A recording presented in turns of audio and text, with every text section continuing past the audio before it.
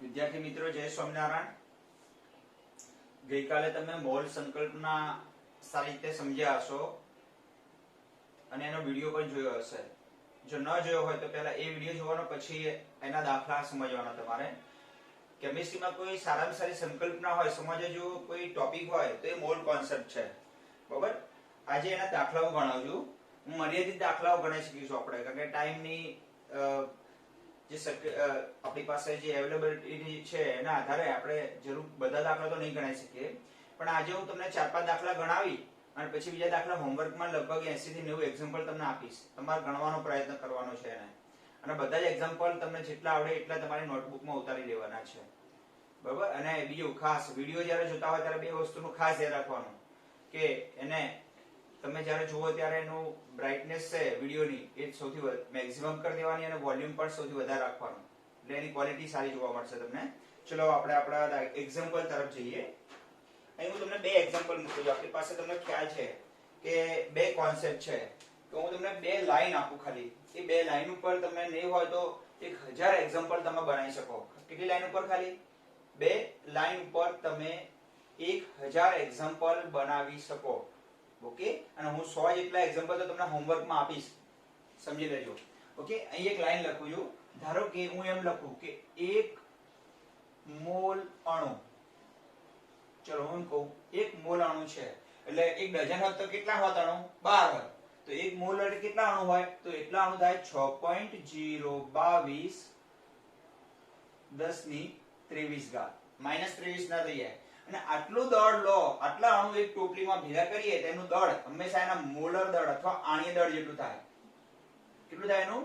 Molar દળ। તો molar દળની વ્યાખ્યા આપી કે 1 મોલ અણુનું વજન એટલે એને મોલર દળ કહેવાય, ઓકે। ખ્યાલ આવે? હજુ એક એક્ઝામ્પલ લઉં, ધારો કે હું લખું કે 1 મોલ H2SO4, ઓકે। એટલે કેટલા અણુ હોય એના? 6.022 10⁻23 અણુ થાય। એનું દળ કેટલું થાય? 98 ગ્રામ પ્રતિ મોલ, આવો અર્થ થાય, ઓકે। થોડું ઉપર લખીએ અને હવે ઉદાહરણ આપું, આવા દરેકનું ઉદાહરણ આપી શકીએ, કારણ કે આપણા પાસે જગ્યાનો પછી અભાવ રહેશે નહીતર। 1 મોલ H2SO4 એટલે 6.022 10⁻23 અણુ થાય એના। H2SO4 ના આટલા અણુ થાય અને એનું વજન હંમેશા 98, એના મોલર દળ, ચલો H2SO4 નું આણ્ય દળ કેટલું? 98, અને અહીંયા ગ્રામ પ્રતિ મોલ હવે લખાયો, મેં તમને કહ્યું હતું ગ્રામ પ્રતિ મોલ આવશે ત્યારે હું તમને કહીશ, ઓકે। આપણે અહીં વચ્ચે એક લાઈન આપી દઈએ, કારણ કે આપણે અહીંયા બે એક્ઝામ્પલ અલગ અલગ ગણવા માંગીએ છીએ। આ બે એક્ઝામ્પલમાં તમને ખબર પડી ગઈ ને તો બસ પૂરું થઈ ગયું પછી તમારા માટે। આવું કહી શકે? ચલો આને ફરીવાર સમજવાનું કરું। એક આ બીકર છે, H2SO4 પ્રવાહી હોય, આ બીકરની અંદર મેં 98 ગ્રામ H2SO4 ભર્યો છે, ખ્યાલ આવી ગયો? તો એમાં કેટલા અણુ હોય? તો કોઈ પણ પદાર્થનું મોલર દળ જેટલું દળ લો તમે, અથવા એનો અણુભાર જેટલું દળ લો। કેટલું અણુભાર? કેટલો એનો? H2SO4 નો 98। તો એ દળની અંદર હંમેશા 1 મોલ અણુ હોય। 1 મોલ એટલે કેટલા થાય? 6.022 10⁻23। બધા અર્થ થયો? ચલો કોઈ વિદ્યાર્થી એમ કહે છે કે સર આની અંદર 6.022 10⁻23 જેટલા અણુ છે, તો કેટલા મોલ કહેવાય? તો 1 મોલ કહેવાય, અને એનું વજન કેટલું હોય? તેના આણ્ય દળ જેટલું। હવે અહીંયા આણ્ય દળ આપણે બે રીતે લખીએ છીએ, બસ આ એક લાઈનને 10 વખત સાંભળજો તમે, કે આપણે આણ્ય દળ અહીંયા 98 લખીએ, 98। H2SO4 નું આણ્ય દળ હજુ ફરીથી સૂત્ર શીખવાડું। H2SO4 હાઇડ્રોજન કેટલા છે? 2, સલ્ફર કેટલા છે? 1, ઓક્સિજન કેટલા છે? 4, ઓકે। ચલો જોઈએ હાઇડ્રોજન નું દળ કેટલું થાય? 1 પરમાણ્વીય દળ, સલ્ફર નું 32, ઓક્સિજન નું 16, તો અહીંયા 2 + 32 + 64, ઓકે। કેટલા થયા? 4 ને 4 8, 6 7 8 9, 98 થયું? હા અથવા ના? તો આ કોઈ પણ પદાર્થનું મોલર દળ અથવા આણ્ય દળ જેટલું દળ હોય એને 1 મોલ દળ કહેવાય, અને એની અંદર આટલા અણુ હોય। આ નિયમ સમજી લો, બસ આટલી લાઈનમાં ખબર પડે તો તમને કોઈ પણ એક્ઝામ્પલ આવડી જાય। હવે હું 98 લખું છું, યુ પણ લખતો તો, ખ્યાલ છે ને? બસ હવે સાંભળજો, ધ્યાનથી સાંભળજો। તો એનો અર્થ શું થાય?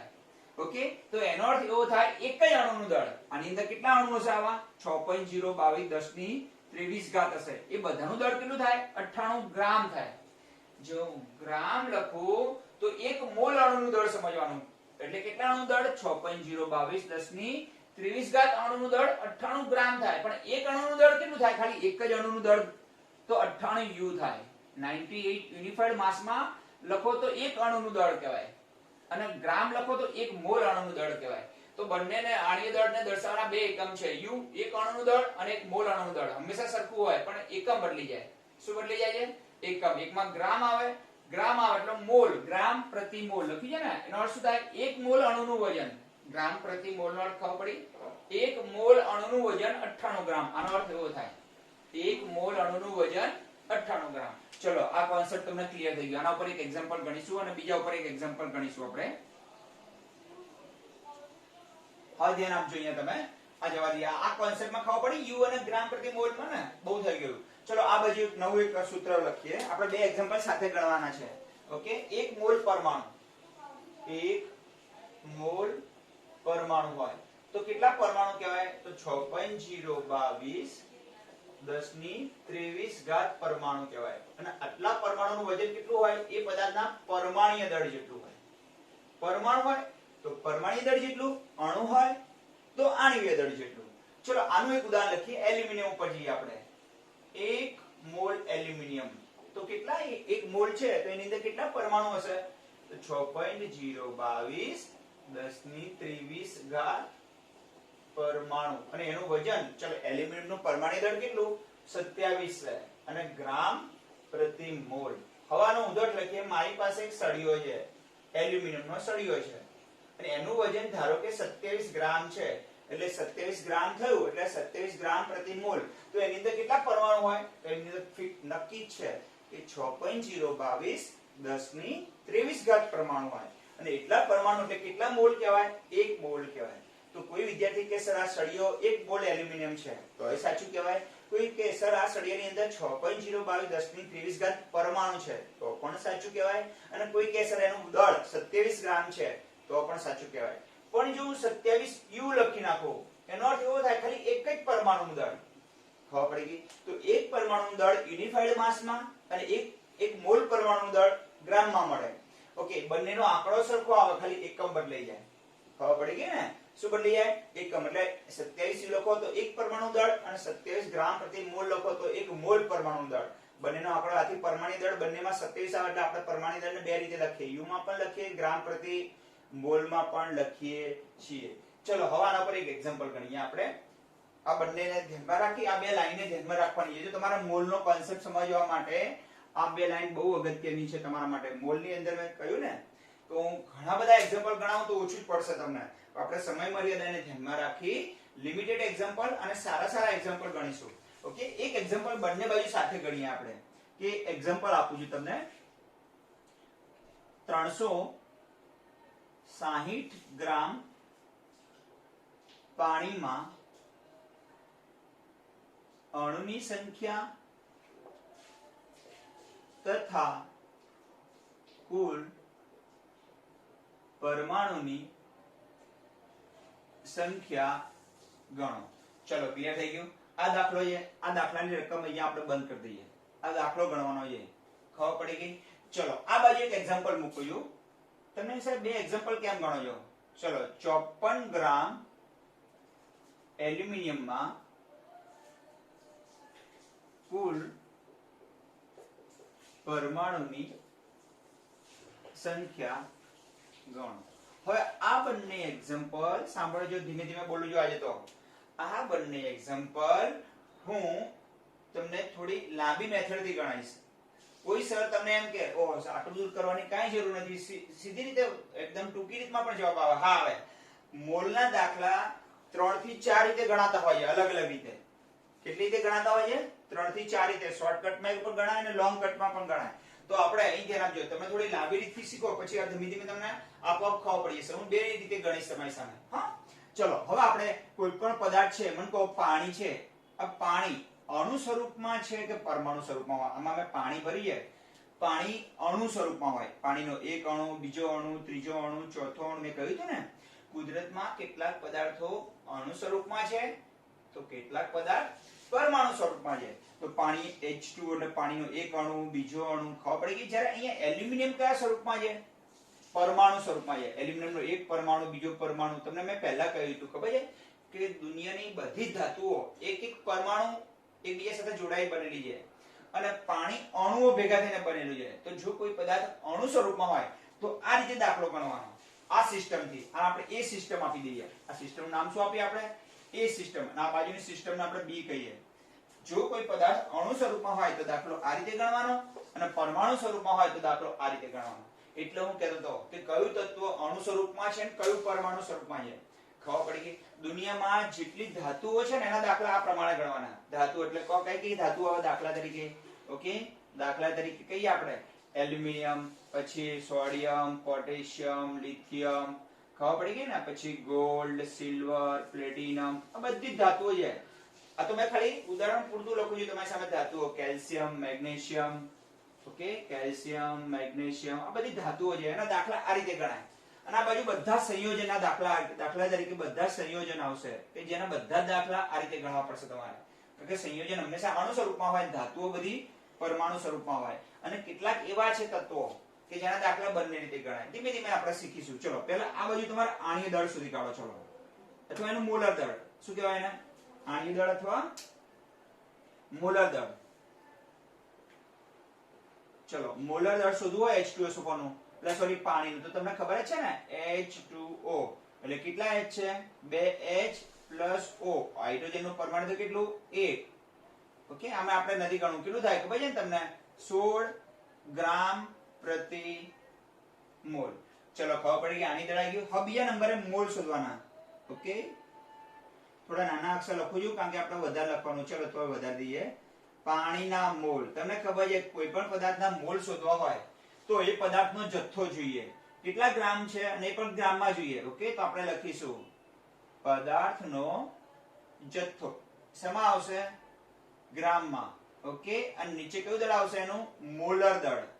ચલો, પદાર્થનો જથ્થો કેટલા ગ્રામ છે? 360. અને કેટલું આવશે? 18. એટલે કેટલા મોલ થયા? 20 મોલ થયા. ચલો, ખબર પડી ગઈ? હા અથવા ના? કમ્પ્લીટ ખબર પડી ગઈ ને? સરસ સરસ. ચલો, 20 મોલ પાણી કહેવાય. તો હું એમ કહું છું કે તમને 360 ગ્રામ પાણી કહો એના બદલે શું બોલું સારું? 20 મોલ પાણી. તો બંનેનો અર્થ કેવો થયો? સરખો થયો. હવે મોલ ઉપરથી તમને અણુની સંખ્યા મળે. કોની સંખ્યા મળે? અણુની સંખ્યા. અણુની સંખ્યા શોધવા માટે હું સૂત્ર બનાવ્યું કે કોઈ પણ પદાર્થના મોલ હોય એને એવોગાડ્રો આંક વડે ગુણી નાખવાના. કેમ આવું સૂત્ર બન્યું એવું બાજુ સમજાવજો. મન કહો. ચલો, 1 મોલ પાણી હોત, આપણે ત્રિપદી મૂકીએ તો કેટલા અણુ હોત? 1 મોલ. આ બાજુ મોલ રાખીએ અને આ બાજુ અણુની સંખ્યા રાખીએ તો 6.022 10⁻23 અણુ હોત. તો 20 મોલ પાણીમાં કેટલા થાય? તો આપણે આ પદીમાં અહીંયા આ સૂત્રમાં 20 જ બદલાય ને? 20 હોય 10 હોય, આ તો ફિક્સ જ રહેવાનું કે 1 મોલ પાણી હોય તો 6.022 10⁻23 અણુ હોય. તો 20 મોલમાં કેટલા હોય? તો 20 ગુણ્યા 6.022 10⁻23. ચલો, ખબર પડી ગઈ? હા તો ના? ચલો, અહીંયા 10 મોલ આવ્યા હોત તો અહીં કેટલા મૂકત આપણે? આને શું કહેવાય? એવોગાડ્રો આંક કહેવાય કે ના કહેવાય? તો 20 ગુણ્યા એવોગાડ્રો આંક કરવાનું હંમેશા. ચલો, અહીંયા 20 ની જગ્યાએ 10 હોત તો આપણે કેટલા મૂકત? તો 10 મોલમાં કેટલા અણુ? એવું થાય ને? તો અહીં શું આવે? 10 આવે. તો આ શું? અહીંયા મોલ આવે. અહીં શું આવે? હંમેશા મોલ આવે. અને અહીંયા એવોગાડ્રો આંક આવે. તો હંમેશા તમે જે મોલ મળ્યા હોય તમને ખબર પડી ગઈ? તો અહીં 5 જવાબ આવ્યો હોત તો અહીં કેટલા મૂકત આપણે? અહીંયા 5 મૂકત. તો 1 મોલમાં આટલા અણુ, તો 5 મોલમાં કેટલા અણુ? તો અહીં કેટલા અણુ ગુણન થાય? 5 વડે. તો હંમેશા અહીંયા કોણ આવે? મોલ આવે. અહીંયા મોલ અને અહીંયા કોણ આવે? એવોગાડ્રો આંક. તો કોઈ પણ મોલને તમે એવોગાડ્રો આંક વડે ગુણી નાખો 6.022 એટલે તમને એની અંદર રહેલા અણુની સંખ્યા મળે. ચલો, ખબર પડી ગઈ? હા અથવા ના? તો પહેલા નંબરે આપણે મોલર દળ શોધી કાઢ્યું, બીજા નંબરે પાણીના શું શોધી કાઢ્યા? મોલ શોધી કાઢ્યા, અને ત્રીજા નંબરે અમારે રહેલી અણુની સંખ્યા શોધી. ચલો, મોલ કેટલા આવ્યા આપણી પાસે? 20 મોલ છે અને એવોગાડ્રો આંક 6.022 10⁻23. ઓકે, આનો આપણે ગુણાકાર કરી દઈએ.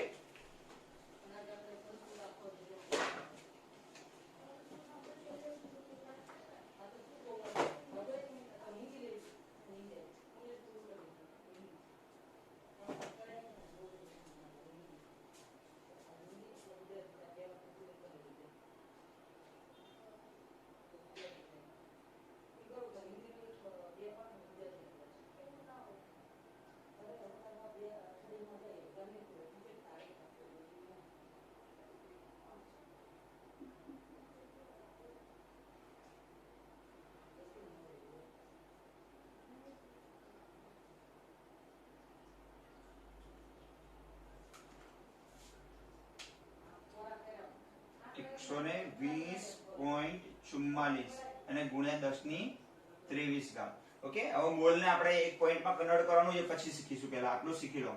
ખબર પડી ગઈ? આટલા શું આયા? અણુની સંખ્યા મળી ગઈ. ખબર પડી ગઈ? હવે હું તમને ચલો આ ત્રણ દાખલા ફરીથી સમજાવું કે આ પાણી છે. આ બીકર ની અંદર પાણી મેં 360 ગ્રામ ભર્યું છે. એમ કહું તો સાચું કે ખોટું? સાચું. ચલો એની જગ્યાએ એમ કહું 20 મોલ પાણી છે. ચલો સાચું કે ખોટું? તો પણ સાચું. અને આપણે અણુની સંખ્યા કહીએ તો અંદર કેટલા અણુ છે? 120.44 ગુણ્યા 1023 ઘાત. ચલો આ ત્રણેયનો અર્થ શું થાય? આ પાણીનું બીકર ભર્યું છે મેં, ત્રણેયનો અર્થ સરખો જ થાય કે આટલા અણુ હશે અંદર. કેટલા અણુ હશે? 120.44 ગુણ્યા 1023 ઘાત. આટલા અણુ હશે. આટલા મોલ કો કે આટલા ગ્રામ કો? બધાનો અર્થ કેવો થઈ ગયો? સરખો થયો, કારણ કે ગ્રામ ને આપણે મોલમાં કન્વર્ટ કર્યા, મોલ ને શેમાં કન્વર્ટ કર્યા? અણુની સંખ્યામાં. હવે એક અણુમાં કેટલા પરમાણુ છે? માનો કે આની જગ્યાએ 10 જ આવ્યો આંકડો. ખબર પડે છે? આ બીકર ની અંદર આટલા બધા પરમાણુ હશે. આ અણુને આપણે બતાવીએ તો આ બધા અણુ બતાવીએ આમ. તો આ બધા અણુ હશે. આવા કેટલા અણુ હશે? 120.44 ગુણ્યા 1023 ઘાત જેટલા અસંખ્ય અણુ અંદર હશે. પણ એક અણુમાં કેટલા પરમાણુ છે? જો H2O એક અણુમાં 3 છે, કારણ કે બે હાઇડ્રોજન છે અને એક પાણીનો એક અણુ હોય, ધારો કે એમાં બંધારણ કયું એનું? H2O. તો આપણે એમ કહીએ ચલો અહીં 10 જ આવ્યો જવાબ, અહીં 10 જ આવ્યો. માનો આવ ધારી લઈએ આપણે હો કે આવડો મોટો જ્યારે આંકડો આવે એટલે કે કેટલા આંકડા આવ્યા? 10. તો આ કેટલા અણુ હોત? ખાલી 10 જ હોત ને અહીંયા. ચલો કેટલા હોત? 10. 1 2 3 4 5 6 7 8 9 અને 10. તો 10 અણુ હોય. એક અણુમાં કેટલા પરમાણુ થાય? 3. H2O આમાં 3 થયા, તો આમાં 3 થયા, તો દરેકમાં 3 ગણો તો 10 કરી 30 પરમાણુ થાય કે ના થાય? હા. તો અણુ સંખ્યા કેટલા વડે ગુણવાના? 3 વડે ગુણીએ. તો આટલા અણુ છે આપણે, તો અણુની સંખ્યાને કેટલા વડે ગુણીએ આપણે? 3 વડે. કારણ કે એક અણુમાં કેટલા પરમાણુ છે? જો H2O એટલે એક અણુમાં, એનું અણુ સૂત્ર ઉપરથી ખબર પડે આપણને કે એક અણુમાં કેટલા પરમાણુ છે. તો એક અણુમાં 3 પરમાણુ. તો આટલા અણુમાં કેટલા? ખબર પડી ગઈ ને? જો આપણે પદી મૂકીએ, એક અણુમાં 3 પરમાણુ છે. એના અણુ સૂત્ર ઉપરથી ખબર પડી. અણુ સૂત્ર એટલે એક અણુનું બંધારણ. એક અણુમાં 3 પરમાણુ. તો આટલા અણુમાં એટલે 120.44 1023 ઘાત. આમાં કેટલા પરમાણુ? આ બાજુ અણુ રાખીએ અને આ બાજુ રાખીએ પરમાણુ રાખીએ. ચલો ખબર પડી ગઈ. એક અણુમાં 3 પરમાણુ. 3 કઈ રીતે ખબર પડી? H2O ઉપરથી બે હાઇડ્રોજન અને એક ઓક્સિજન. તો આટલા અણુમાં કેટલા પરમાણુ? તો અણુની સંખ્યાને કેટલા વડે ગુણ નાખીએ આપણે? 3 વડે. એટલે પરમાણુની સંખ્યા મળી જાય. ખબર પડી? તો ચલો પરમાણુની સંખ્યા માટેનું સૂત્ર બનાવીએ. પરમાણુની સંખ્યા ઇઝ ઇક્વલ ટુ અણુની સંખ્યા. અણુની સંખ્યા ગુણ્યા એક અણુમાં આવેલા પરમાણુની સંખ્યા. જો ના સમજાય તો બોલું, એમાં ખ્યાલ આવજો. કોની સંખ્યા? અણુની સંખ્યા ગુણ્યા એક અણુમાં રહેલા પરમાણુની સંખ્યા. નીચે લખતા ફાવતું નથી એટલું બધું મને. ચલો અણુની સંખ્યા કેટલી છે? 120.44 ગુણ્યા 1023 ઘાત. અને કેટલા આવશે? 3. આ બેનો શું કરી નાખીએ? ગુણાકાર. 12. ચલો પરફેક્ટ જ ગુણાકાર કરીએ.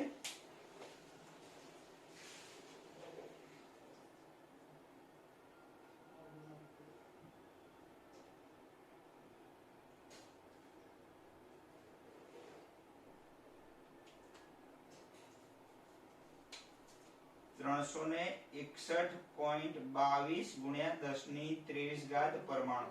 આને એક પોઈન્ટમાં કન્વર્ટ કરવાનું છે, જે હમણાં થોડા સમય પછી શીખીશું આપણે. ચલો હવે આપણે એવો દાખલો ગણીએ કે જો પદાર્થ પરમાણુ સ્વરૂપમાં હોય તો કે આમાં તો અણુ મળે જ નહીં ને આપણને. એલ્યુમિનિયમમાં અણુ, એલ્યુમિનિયમની અંદર અણુ જેવું કંઈ છે જ નહીં. આપણે એની અંદર હંમેશા પરમાણુની સંખ્યા મળે, અણુની સંખ્યા મળતી નથી. તો જેમ અહીંયા મોલર દળ આવશે તો અહીં પરમાણુ દળ આવશે. આ જ્યારે પરમાણુ સ્વરૂપમાં પદાર્થ હોય ત્યારે શું આવશે? પરમાણુ દળ. ચલો એલ્યુમિનિયમનું પરમાણુ દળ કેટલું?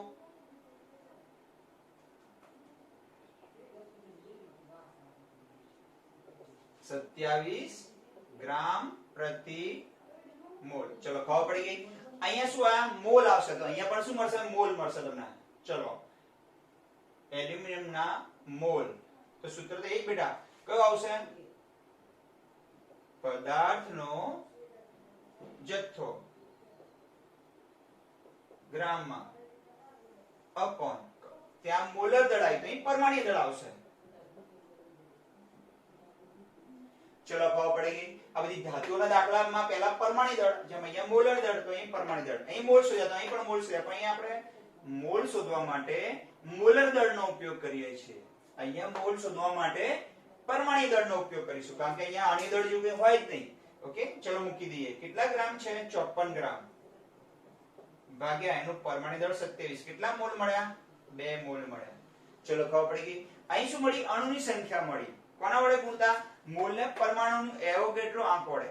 મોલને જ્યારે એવોગેડ્રો આંક વડે ગુણી નાખો એટલે કોની સંખ્યા મળે? મોલ ઉપરથી તમને અણુની સંખ્યા મળે, અણુ ઉપરથી પરમાણુની સંખ્યા મળે.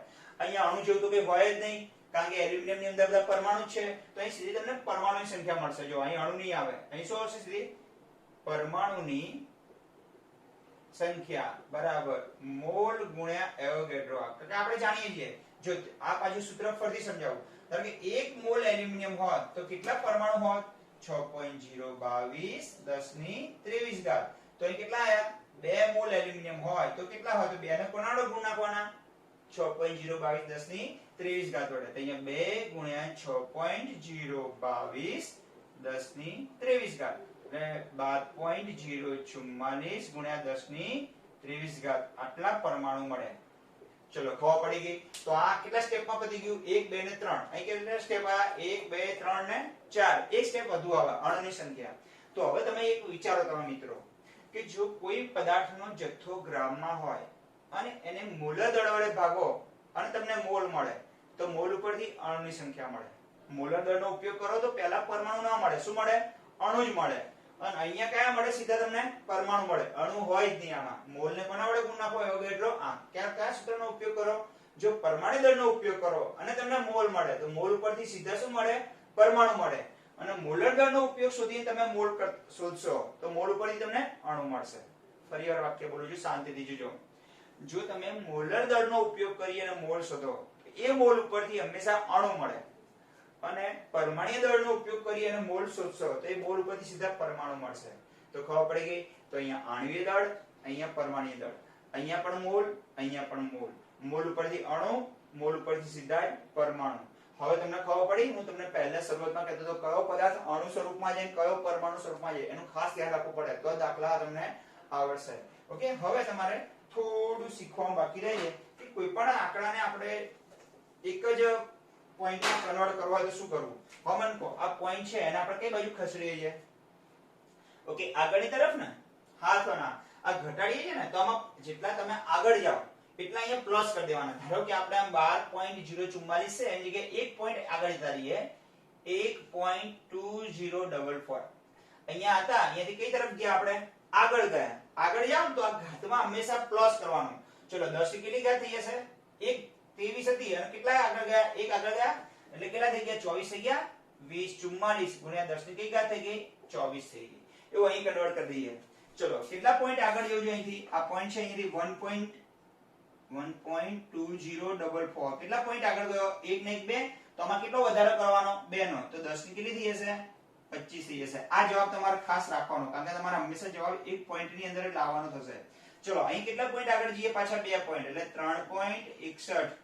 તો અહીં 2 નો વધારો કરવાનો. જેટલા આગળ આયા એટલો શું કરવાનો? વધારો. તો અહીં 25. આ પરમાણુ. આ તમારા દાખલામાં હંમેશા એમસીક્યુ માં આવા જવાબ આપેલા હોય. ચલો એક પોઈન્ટ વાળા. અને પાછળ જાવ તો ઘટાડો કરવાનો. આગળ જાવ તો વધારો, પાછળ જાવ તો ઘટાડો કરવાનો. ચલો ખબર પડી ગઈ મિત્રો. આવા તમને કેટલાક એક્ઝામ્પલ હું કેટલીક બીજી ધાતુઓના પણ આપું છું તમને આજે, અને આ બાજુ સંયોજન ના આપું છું. સંયોજન હોય ત્યારે આ રીતે ગણવાનું અને પરમાણુ સ્વરૂપમાં પદાર્થ હોય ત્યારે આ રીતે ગણવાનું, અણુ સ્વરૂપમાં હોય તો આ રીતે ગણવાનું. કેટલાક એવા પદાર્થ છે કે જેના દાખલા બંને રીતે ગણી શકાય છે, અણુ સ્વરૂપમાં અને પરમાણુ સ્વરૂપમાં. હવે આ દાખલાને સીધી રીતે આપણે કેમ ગણો એની થિયરી સમજાવું તમને. ચલો હવે આપણે જાણીએ છીએ કે મોલર દળ કેટલું છે એનું? 18 છે. સોરી અહીંયા 18 આવશે. ચલો 18 ગ્રામ હોય તો કેટલા હોય અણુ? 6.022 1023 ઘાત હોય ને. આ દાખલો સીધી રીતે ગણવો હોય તો જો એક બોક્સ વાદળી બોક્સમાં મૂકી ગણાવું તમને કે આ દાખલાની ટૂંકી રીત કઈ રીતે ગણવી. જો 18 ગ્રામ પાણી હોય તો એમાં કેટલા અણુ હોય? 6.022 1023 ઘાત. આ તો આપણે જાણીએ છીએ કે કોઈ પણ પદાર્થનો મોલર દળ જેટલું દળ હોય એમાં આટલા અણુ હોય, મોલર દળ હોય એમાં આટલા અણુ હોય તો 360 ગ્રામમાં કેટલા હોય? 360 ગ્રામમાં કેટલા? સીધો જવાબ તમને અણુની સંખ્યા મળે. અને અણુની સંખ્યા એક અણુમાં કેટલા પરમાણુ? 3. તો અહીં તમને અણુની સંખ્યા મળી જશે. કેટલા આવશે બોલો? 360 ગુણ્યા 6.022 1023 અને નીચે 18 એટલે તમને શું મળી જશે? અણુની સંખ્યા. અને અણુની સંખ્યાને કેટલા વડે ગુણ નાખવાના? 3 વડે. એટલે કોની સંખ્યા મળે? પરમાણુની સંખ્યા. ખબર પડી? 18 ગ્રામ હોય તો આટલા અણુ હોય, 360 ગ્રામ હોય તો કેટલા હોય? અહીં 18 ગ્રામ તો ફિક્સ જ રહે. કેમ? કારણ કે એનું મોલર દળ છે. કોઈ પણ પદાર્થનો મોલર દળ હોય તેમાં આટલા અણુ હોય તો આટલા ગ્રામમાં કેટલા અણુ પરથી પરમાણુ મળે. એક અણુમાં 3 પરમાણુ, 2 હાઇડ્રોજનના અને 1 ઓક્સિજનના. તો આટલા અણુમાં કેટલા પરમાણુ? તો અણુની સંખ્યાને કેટલા વડે ગુણ નાખવાના? એક અણુમાં આવેલા પરમાણુની સંખ્યા. અહીંયા સારી રીતે ગણવા હોય તો બ્લુ પટ્ટીમાં આપું જો. આ દાખલો ટૂંકી રીતે ગણવા માટે. ઓકે, શું કરવાનું તમારે? કે ભાઈ 27 ગ્રામ હોય તો કેટલા પરમાણુ હોય? 6.022 10 ની 23 ઘાત. તો 54 ગ્રામમાં કેટલા થાય? તો શું આવશે બોલો? 54 ગુણ્યા 6.022 10 ની 23 બાય 27. સીધો જવાબ આવી ગયો. તો તમે આ રીતે પણ ગણી શકો છો. તમને આ લાઈનમાં ખબર પડતી હોય તો કે 27 ગ્રામ હોય તો આટલા પરમાણુ હોય તો 54 ગ્રામમાં કેટલા હોય? તો સીધા પરમાણુ મળી જાય. તો આ મોલ કેવું કે કરવાની કઈ જરૂર નથી. તમને કઈ રીતે અનુકૂળ આવે છે એના પર ડિપેન્ડ કરે છે. ચલો મિત્રો, જય સ્વામિનારાયણ.